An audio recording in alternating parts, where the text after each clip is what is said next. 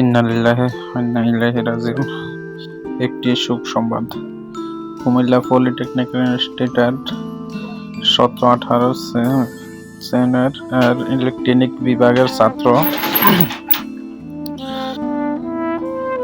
সজিবুল ইসলাম অনিক আজ শুক্রবার সকাল 5টা 30 মিনিটের সময় তার নিজ বাড়িতে বিদ্যুৎস্পৃষ্ট হয়ে ইন্তেকাল করেছেন। ইন্না লিল্লাহি ওয়া ইন্না ইলাইহি রাজিউন। আসলে মৃত্যুটা কোনোভাবেই মানা যায় না। কালকে ঈদের দিন সে ভালো ছিল, আজকে সে মৃত।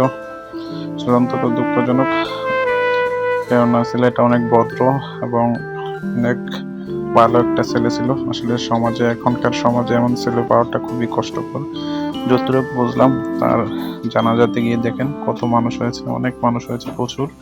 আসলে বলে বোঝাতে পারবো না। তার এলাকার মানুষের বর্ণনা বা ওর যে স্মৃতিচারণ করেছিল, এগুলো শুনে আরো অনেক খারাপ লাগলো।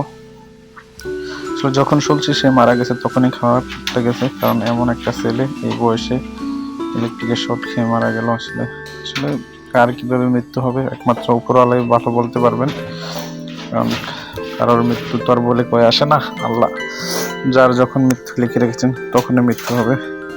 যাক, আজ শুক্রবার সকাল বেলা সে মারা গেছে পুষ্করণীতে। তার বাবার সাথে সে পুষ্করণীতে গিয়েছিল তাদের ফিশারিতে পানির একটা মেশিন আছে, ওই মেশিনটা ঠিক করার জন্য। তো ওটা ঠিক করতে গিয়ে শর্ট খেয়ে সে পানিতে পড়ে গিয়ে মারা গেছে। আসলে এটা অত্যন্ত দুঃখজনক। আসলে এভাবে একটা ছেলের প্রাণ চলে গেল। যাক, আল্লাহ তাআলা তার ব্যস্ত নসিব করুক, এটাই সবার কাছে চাওয়া। আসলে সবাই এমন জীবন গড়ুন যে জীবন গড়লে আপনার সমাজের সবাই আপনাকে নিয়ে গুণগান গাবে। যেমন ছেলেটা মারা যাওয়ার পরে তার এলাকার মানুষ যত কথাই বলেছে, আসলে ভালো দিক, অনেক ভালো দিক তার তুলে ধরেছে। এটাই। আল্লাহ হাফেজ, আসসালামু আলাইকুম।